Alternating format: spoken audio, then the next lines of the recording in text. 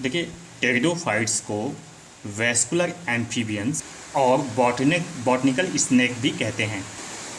ठीक है, लेकिन बाहर के साइड में ज़बरदस्त बरसात हो रही है, तो ये जो आपको आवाज़ बैकग्राउंड में सुनाई दे रही है वो रेन वाटर की सुनाई दे रही है। तो रेन वाटर का लुत्फ़ उठाते हुए आज हम लोग पढ़ाई करेंगे। देखिए, जो टेरिडोफाइट्स होता है ये पहले वैस्कुलर लैंड प्लांट हैं। वैस्कुलर मतलब वैस्कुलर सिस्टम से पाया जाता, मतलब जाइलम फ्लोएम यहाँ से अब पाया जाना शुरू हो जाता है। तो आप कह सकते हैं they are most primitive vascular flowerless seedless spore producing cryptogamic and land plants. आप इन्हें पहला सक्सेसफुल लैंड प्लांट मान सकते हैं। देखिए, टेरिडोफाइट्स टर्म का प्रयोग सबसे पहले हेकल ने किया था। इसमें जो डोमिनेंट फेज होता है प्लांट का वो स्पोरोफाइट होता है। देखिए, जब तक कि आपने पहले पढ़ा था ब्रायोफाइट में जो डोमिनेंट फेज होता है वो गैमेटोफाइट होता है, जबकि इसमें क्या होता है, स्पोरोफाइट होता है। अब देखिए, इसका प्लांट बॉडी जो होता है टू स्टेम्स, लीव्स और रूट में डिवाइड होता है। मतलब इसमें टू स्टेम भी पाया जाता है, लीव्स भी पाया जाता है और रूट भी पाया जाता है। तो ऐसे प्लांट्स जिनमें स्टेम भी पाया जाए, लीव्स भी पाया जाए और रूट भी पाया जाए, उनके क्या बोलते हैं, कॉर्मोफाइट्स। ठीक है, कॉर्मोफाइट्स। जबकि जिस प्लांट में स्टेम, लीव्स और रूट का डिवीजन नहीं होता है, स्पष्ट डिस्टिंक्शन नहीं होता है, उनको क्या बोलते हैं, गैमेटोफाइट बोलते हैं। सॉरी, थैलोफाइट बोलते हैं, गैमेटोफाइट नहीं, थैलोफाइट बोलते हैं। ठीक है, अब देखिए, आपने एल्गी में देखा और ब्रायोफाइट में देखा। ठीक है, एल्गी, इसके साथ साथ आपने फंजाई में भी देखा। वहाँ पे क्या था, वहाँ पे न स्टेम पाए जाते थे, न तो लीव्स पाई जाती थी, न तो रूट्स पाए जाते थे। तो वो उनका प्लांट बॉडी कैसा था, थैलोफाइट टाइप का था। ठीक है, अब देखिए, जो वैस्कुलर टिश्यू होता है, वैस्कुलर टिश्यू, ठीक, उसमें जाइलम भी पाया जाता है और फ्लोएम भी पाया जाता है, लेकिन जाइलम में ट्रू वेसल्स एब्सेंट होता है। इसी तरह से फ्लोएम में कंपेनियल सेल्स और सीप ट्यूब एब्सेंट होती है। ठीक है, तो वैस्कुलर टिश्यू पाया जाता है, जाइलम फ्लोएम इसमें होता है, जाइलम में वेसल्स नहीं होती है और फ्लोएम में सीप ट्यूब और कंपेनियल सेल्स नहीं होती है। लेकिन फ्लोएम में कंपेनियल सेल्स पाई जाती है। सॉरी, मैं कंपेनियल सेल्स कर रहा हूँ, सीप सेल्स पाई जाती, कंपेनियल सेल नहीं, सीप सेल्स पाई जाती। कंपेनियल सेल तो एब्सेंट होती है। ठीक है, यानी फ्लोएम में सीप सेल्स पाई जाती है, कंपेनियन सेल एब्सेंट होती है। ठीक है, देखिए, जो टेरिडोफाइट होता है उसमें सेकेंडरी ग्रोथ नहीं पाया जाता है, लेकिन कुछ ऐसे टेरिडोफाइट्स हैं जिसमें सेकेंडरी ग्रोथ देखा गया है, जैसे आइसोइड्स और बाट्रैचियम। अब देखिए, अगर लीव्स के आधार पर देखा जाए तो टेरिडोफाइट जो होते हैं दो तरह के होते हैं। एक ऐसे टेरिडोफाइट्स जिसमें कि मेगास्पोरोफिल्स होते हैं, मतलब बड़े पत्तियां पाई जाती हैं। तो जो बड़ी पत्तियों वाला टेरिडोफाइट्स होता है उसको मेगास्पोरोफिल्स प्लांट्स बोलते हैं, और जो छोटी पत्तियों वाला होता है उसको माइक्रोस्पोरोफिल्स प्लांट्स बोलते हैं। मेगास्पोरोफिल्स का एग्जाम्पल्स हो गया फर्न्स और माइक्रोस्पोरोफिल्स का एग्जाम्पल हो गया क्लब मास और हॉस्टेल। क्लब मास और हॉस्टेल। ठीक है, हॉस्टेल इक्विसिटम को कहते हैं, इक्विसिटम। ठीक है, और क्लब मास लाइकोपोडियम को कहते हैं, लाइकोपोडियम। ठीक है, और फॉर्म में टेरिस आ सकता है।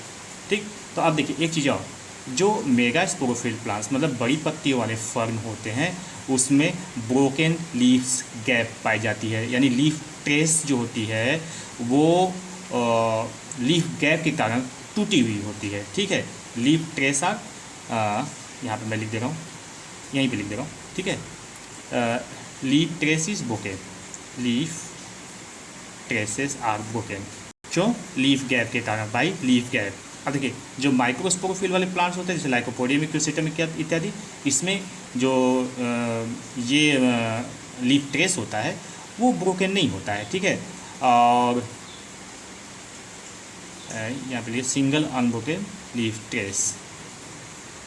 ठीक है, अब देखिए, अब टेरिडोफाइट में भी स्पोर जो होता है वो स्पोरेंजिया के अंदर बनता है। कहाँ बनता है?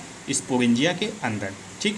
और ये स्पोरेंजिया जिस भी लीफ के साथ अटैच होती है या एसोसिएट होती है उस लीफ को हम क्या बोलते हैं? स्पोरोफिल्स, ठीक है। क्या बोलते हैं? स्पोरोफिल्स, ठीक। तो अब ये स्पोरोफिल्स के साथ स्पोरेंजिया लगी हुई है, ठीक। और स्पोरेंजिया के अंदर क्या बन रहा है? स्पोर बन रहा है। आप इसको ऐसे समझ सकते हैं, जैसे मान लीजिए ये लीफ है, ये लीफ इस तरह से, ठीक, फर्न की, और उसके नीचे इस तरह से स्ट्रक्चर पाया जाता है जिसमें स्पोरेंजिया होता है, ठीक। इस स्ट्रक्चर को हम बोलते हैं सोरस, ठीक। और इस सोरस के अंदर क्या होता है? ग्रुप ऑफ स्पोरेंजिया, स्पोरेंजिया, ठीक है। और स्पोरेंजिया के अंदर क्या बनता है? स्पोर्स बनते हैं, ठीक। स्पोर्स कैसे बनते हैं? बाय मियोसिस, मियोसिस, ठीक है। अब इसका मतलब स्पोरेंजिया क्या हो गया? 2n हो गया। इस सोरस भी 2n है, लीफ भी 2n है, यानी पूरा तो स्पोरोफाइट है ही, ठीक है। तो जो जिस स्पोर्स पे स्पोरेंजिया, सॉरी, जिस लीफ के साथ स्पोरेंजिया होते हैं उस लीफ को क्या बोलते हैं? स्पोरोफिल, ठीक है। अब देखिए फर्न में स्पोरेंजिया जो होता है, स्पोरेंजिया प्लूरल हो गया और स्पोरेंजियम सिंगुलर हो गया। तो जो स्पोरेंजियम का जो डेवलपमेंट होता है वो दो तरह से हो सकता है। Development of sporangia are two type. पहले को कहते हैं लेप्टोस्पोरेंजिएट और दूसरे को कहते हैं यूस्पोरेंजिएट। जब स्पोरेंजियम सिंगल सुपरफिशियल सेल से डेवलप करती है तो उसको हम लेप्टोस्पोरेंजिएट कहते हैं, और जब यह ग्रुप ऑफ सेल से डेवलप करती है तो उसको यूस्पोरेंजिएट कहते हैं। लेप्टोस्पोरेंजिएट का एग्जाम्पल हो गया टेरिस, बहुत ही इंपॉर्टेंट है, टेरिस, ठीक। ड्रायोप्टेरिस, ड्रायोप्टेरिस, ठीक। एडिएंटम, वॉकिंग फर्न भी जिसको बोलते हैं, एडिएंटम, ये लिख दे रहा हूँ, ठीक। और यूस्पोरेंजिएट का एग्जाम्पल है सेलाजिनेला, सेलाजिनेला, जिसको स्पाइक मास भी कहते हैं, और इक्विसिटम जिसको हॉर्स टेल भी कहते हैं, ठीक है। स्पाइक मास और हॉर्स टेल, इसको वॉकिंग फर्न कहते हैं। देखिए ज़्यादातर जो टेरिडोफाइट होते हैं वो सेम टाइप का स्पोर, मतलब सिमिलर टाइप के स्पोर्स का फॉर्मेशन कहते हैं। ऐसे टेरिडोफाइट को हम होमोस्पोरस कहते हैं, जैसे एडिएंटम, टेरिस, ड्रायोप्टेरिस। और ऐसे फर्न या ऐसे टेरिडोफाइट जो दो तरह के स्पोर्स बनाते हैं, जिसको हम मेगा स्पोर्स और माइक्रोस्पोर्स कहते हैं, ऐसे टेरिडोफाइट को क्या कहते हैं? हेट्रोस्पोरस। अब देखिए हेट्रोस्पोरस में दो तरह के स्पोर्स बनते हैं, कौन कौन सा? छोटे वाले जो स्पोर्स होंगे उनको बोलेंगे माइक्रोस्पोर्स, ठीक है। जो बड़े वाले स्पोर्स होंगे उसको बोलेंगे मेगा स्पोर्स या मैक्रोस्पोर्स, ठीक है। तो ये क्या हो गया? हेट्रोस्पोर्स। इसका एग्जाम्पल क्या हो गया? सेलाजिनेला हो गया, सेलाजिनेला, ठीक। मार्सिलिया, आइसोएट्स और एजोला। देखिए जो हेट्रोस्पोरस फर्न होते हैं उनको सीड प्लांट का प्रीकर्सर भी कहते हैं। अब देखिए यहाँ पे आपको हेट्रोस्पोरस को याद करने के लिए आपको बस याद क्या करना है? सीमा याद कर लीजिए, सीमा, ठीक है। हेट्रोस्पोरस सीमा, एस से सेलेजिनेला, आई से आइसोएट्स, एम से मार्सिलिया, ए से एजोला, याद रखेंगे तो आपको।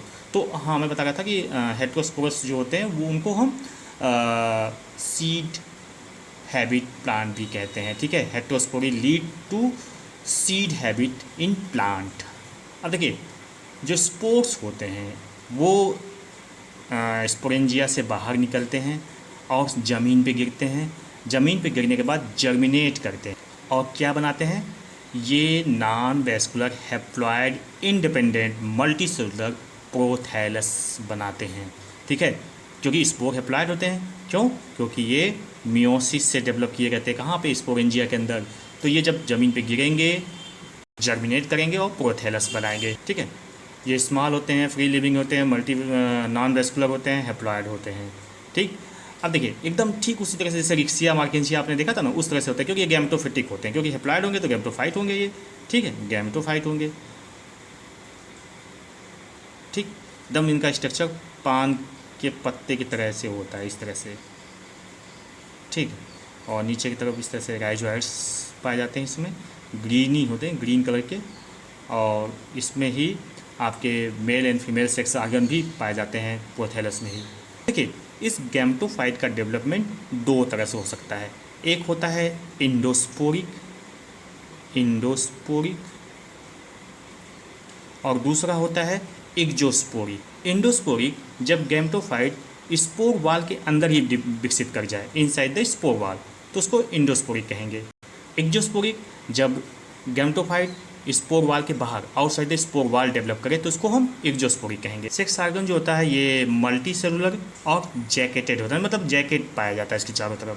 Sex organ, male sex organ antheridium होता है और फीमेल सेक्स आर्गन आर्चेगोनियम होता है। देखिए, इसका भी एंथेरिडियम गोल क्लब से होता है और आर्चेगोनिया जो होता है सुराही की तरह होता है, ठीक है। आर्चेगोनिया में जो नेक कैनाल सेल्स होती है वो एक यूनिन्यूक्लिएटेड होती है, जैसा कि सेलेजनेला के केस में होता है। यह बाइन्यूक्लिएटेड भी हो सकता है, जैसा कि फॉर्न के केस में होता है, ठीक है। अब देखिए, इसका जो एंथ्रोजॉइड्स होता है, जिसको स्पर्म कहते हैं, वो भी फ्लेजिलेटेड होता है। ये ज़्यादातर मल्टी फ्लेजिलेटेड या मल्टीसिलिएटेड होता है, जैसे फॉर्न के केस में। लेकिन सेलेजनेला और लाइकोपोडियम में ये बाई फ्लेजिलेटेड होता है, ठीक है।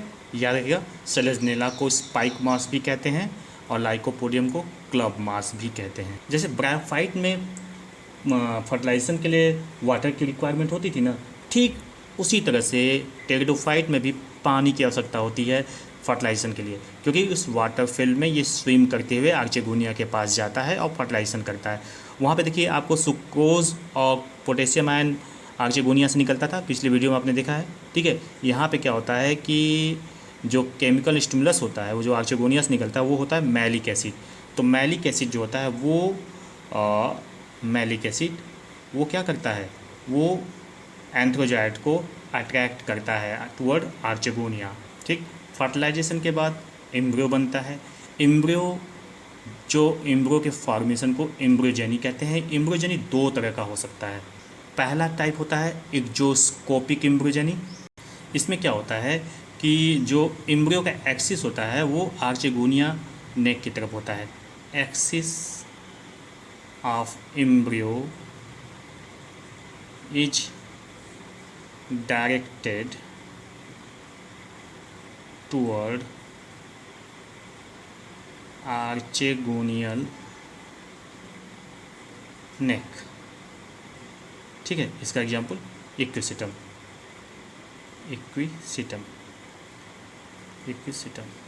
ठीक, जिसको हॉक्स टेल भी कहते हैं। दूसरा होता है एंडोस्कोपिक एम्ब्रियोजेनी।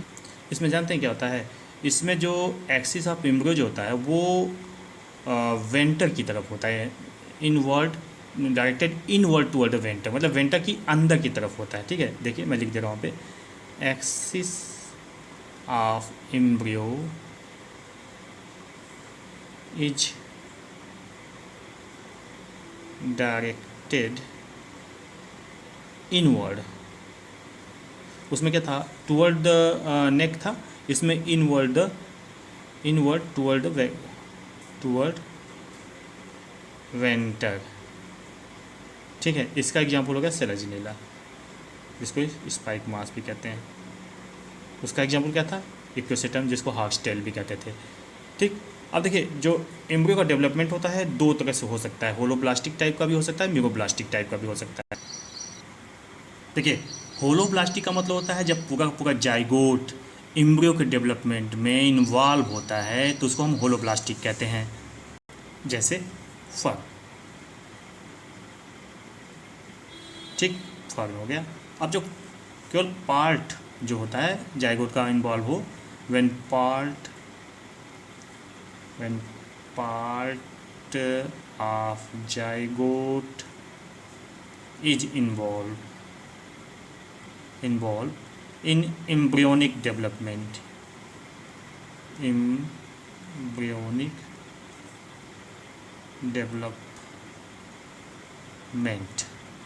ठीक है। जैसे सेलेजनेला,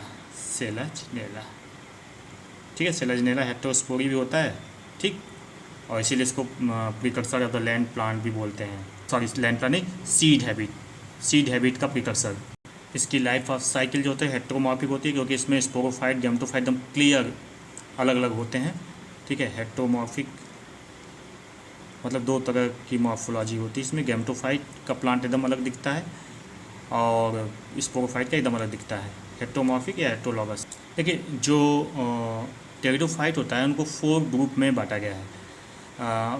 टेरिडोफाइट डिवाइड इनटू 4 ग्रुप्स। पहला है साइलोफाइटा, उसका एग्जांपल साइलोटम हो गया। दूसरा है लाइकोफाइटा, एग्जाम्पल लाइकोपोडियम और सेलेजनेला। तीसरा है स्फेनोफाइटा, एग्जाम्पल इक्विसिटम। टेरोफाइटा या फिलिकोफाइटा, एग्जाम्पल ड्रायोप्टेरिस, टेरी और एडियंटम। वास्तव में देखा जाए तो ट्रू फर्न जो होते हैं वो फिलिकोफाइटा, टेरोफाइटा ही होते हैं, जो कि लेप्टोस्पोरेंजिएट होते हैं। ये ट्रू फर्न होते हैं, ट्रू फर्न, ठीक, और ये लेप्टोस्पोरेंजिएट होते हैं। लेप्टोस्पोरेंजिएट का मतलब समझ ही गए हैं, जब सिंगल सेल से पूरा स्पोरेंजियम डेवलप करे तो उसको लेप्टोस्पोरेंजिएट कहते हैं, ठीक है।